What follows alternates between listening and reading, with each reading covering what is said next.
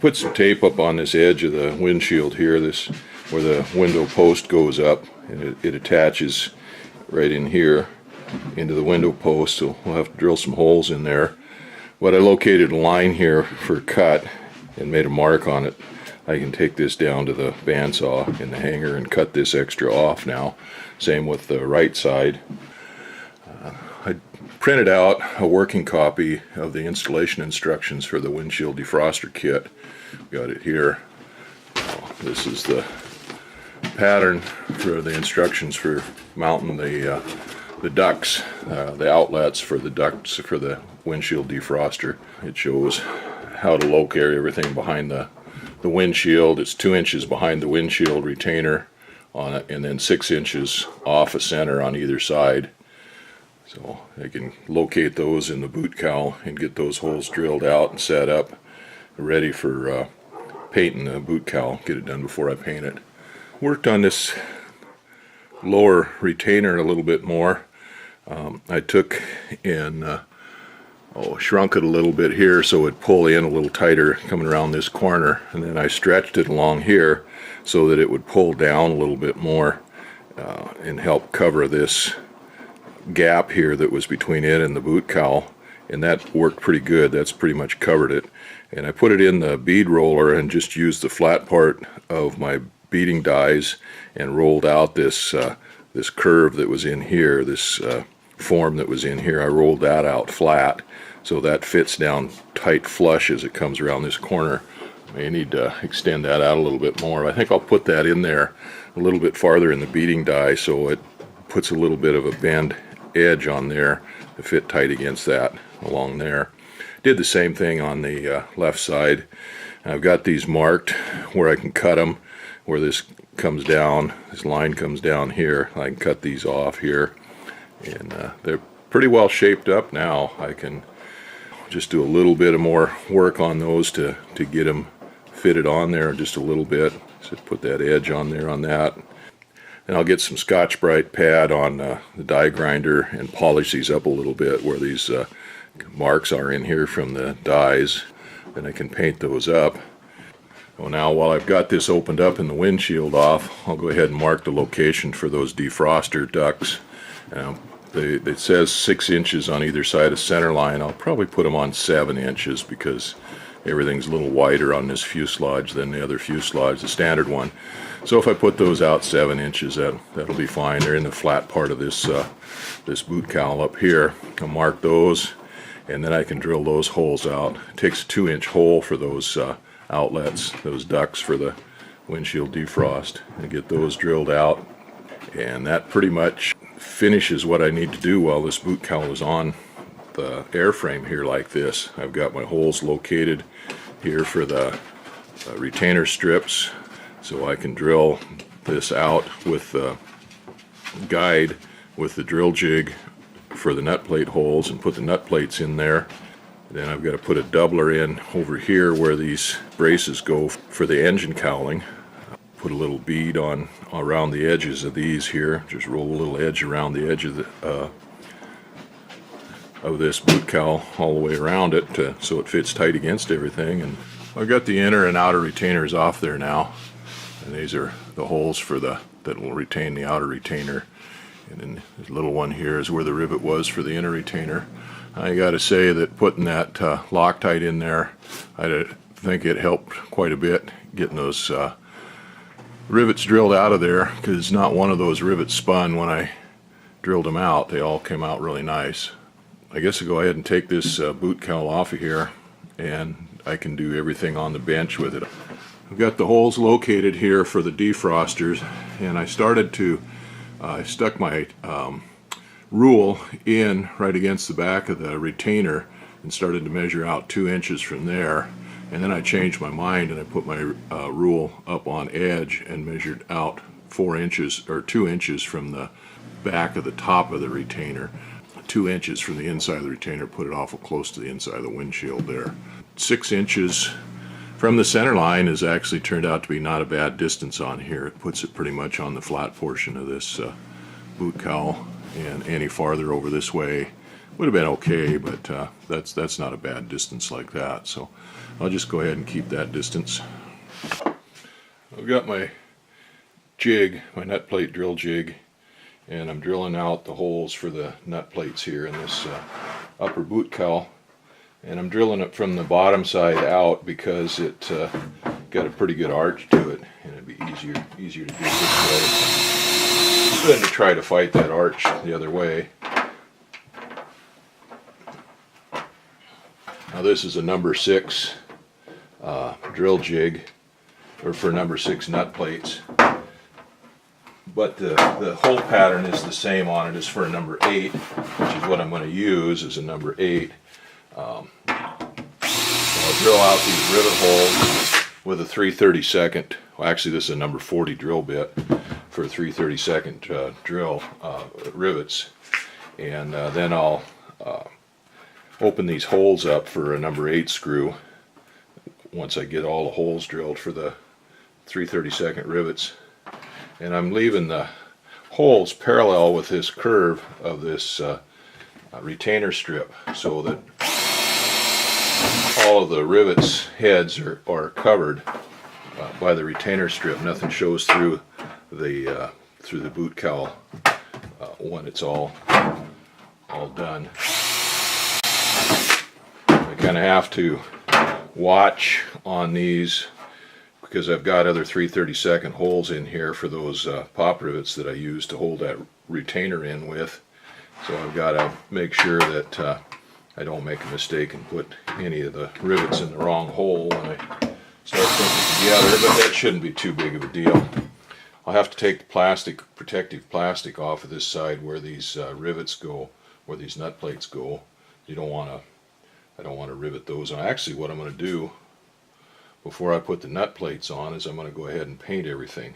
So I'm going to get all the holes drilled, everything all set up, all deburred and everything.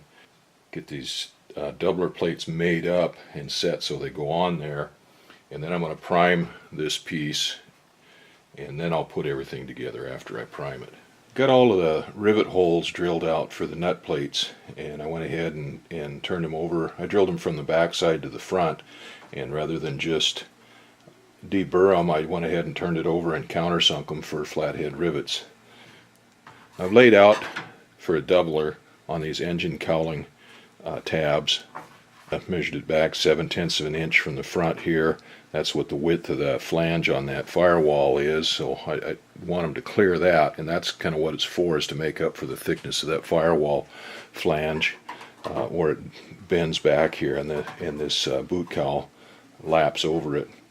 This is kind of a layout on here of what that mount, that engine cowling mount, looks like, and so I made a little doubler to go in there. That'll fit in just like that. I'll leave it back from the firewall a little bit, and then this can go on and rivet on here on both sides of the mount, and then the screws will go right through it into the mount, and that should make up the difference so that doesn't buckle. I have to probably put a little bit of a curve in these because that's right where that boot cowl curves. And I've got 2 of them, one for each side, and they're actually cut out of the same template. I made a cardboard template, or a poster board template for them, and I cut them both out of the same template. They're not square because this line here goes around that firewall. It's not a perfectly straight line, so they're not square. They've got a little bit of an angle cut on them, but they're both identical. But if I flip one over, then book match them like that, then they work fine for lining up on that on both sides here. And I've got them kind of rounded so that any of the stresses just get kind of dispersed evenly, and they're not a hard edge on there to concentrate any stresses. I've got my first doubler plate made up and laid out, drilled out for the rivets. I'm going to drill for the screw holes. They'll go right in here. You can do that anytime. Those are just number 6 screws that go in there. So I've got these laid out for 3/32 rivets. Because this is going to have a curve, pretty good curve in it, I took this doubler and put it in my roller on my 3-in-1 tool and kind of pre-bend it a little bit, and then I took some of the bend out of it, so it'll be easier to bend and fit on there. It won't put so much pressure on that. Get it held on with a couple Clecos. I laid it out. I put the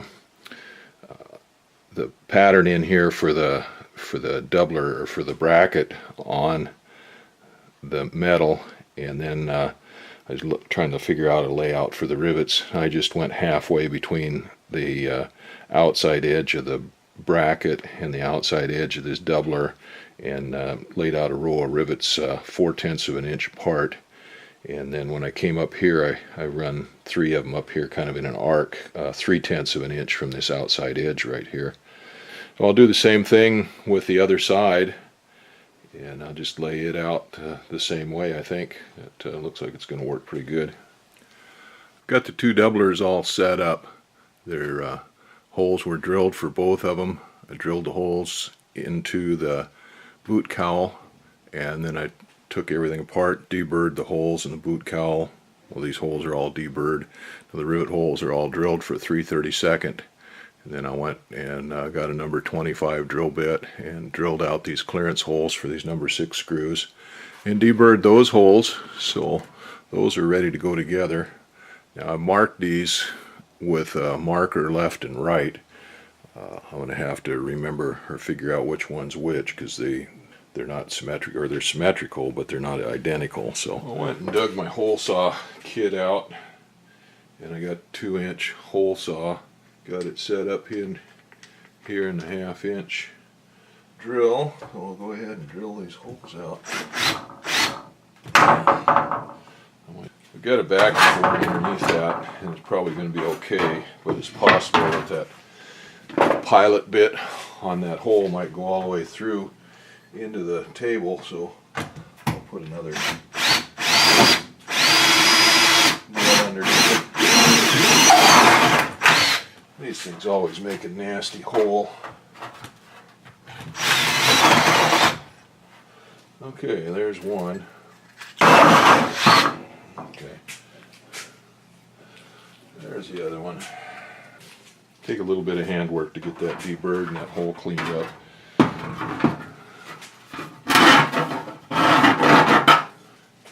I've got my little half-round file.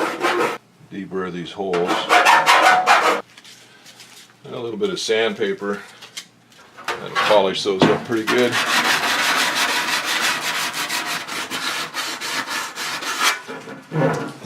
Okay, those fit in there real good now. And they'll fit in there when it's painted. So that's good. Drill out all these holes for the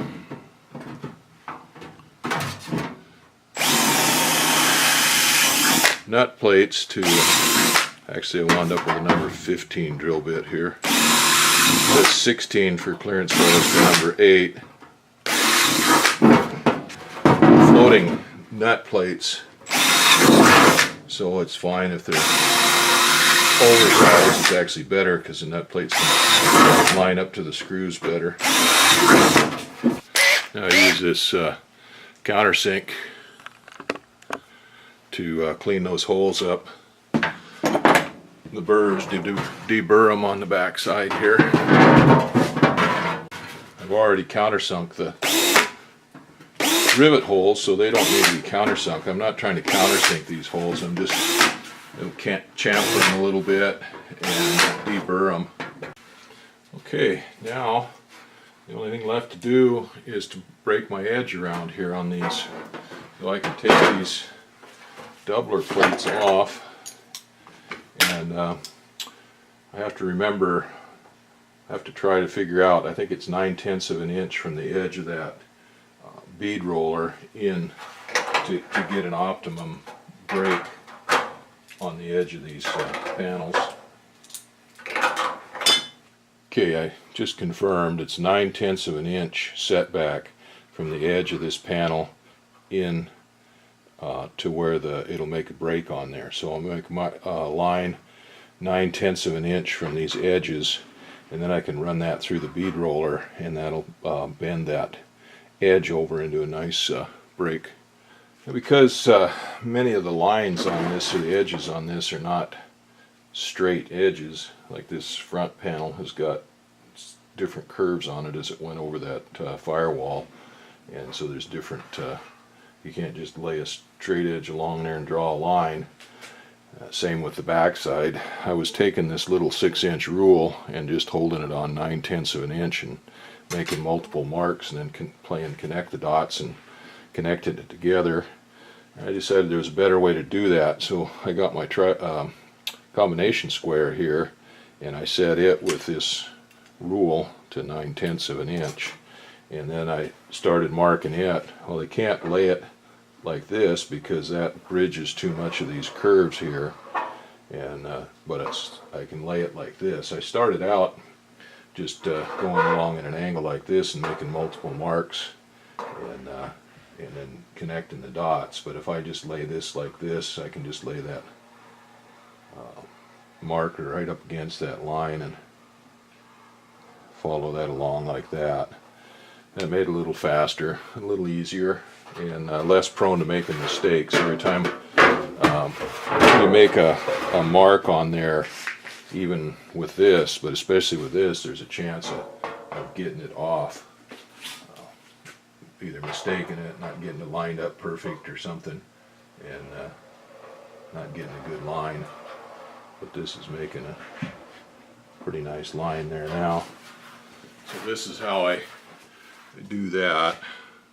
I'll go ahead and loosen this up a little bit and get it in there. And I line this line up right with the outside edge of that bead roller, that top roller. I can tighten that up. And just go ahead and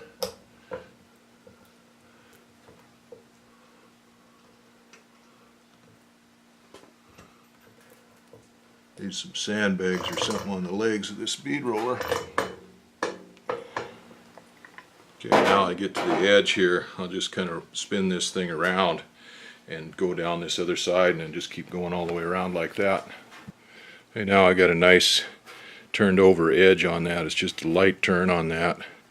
It helps stiffen that panel up just a little bit, but mainly what it'll help tighten that panel up against the lower panels and stuff when you put it down and tighten it up together, and around the front, around the firewall, and around the instrument panel, and especially on these side panels here.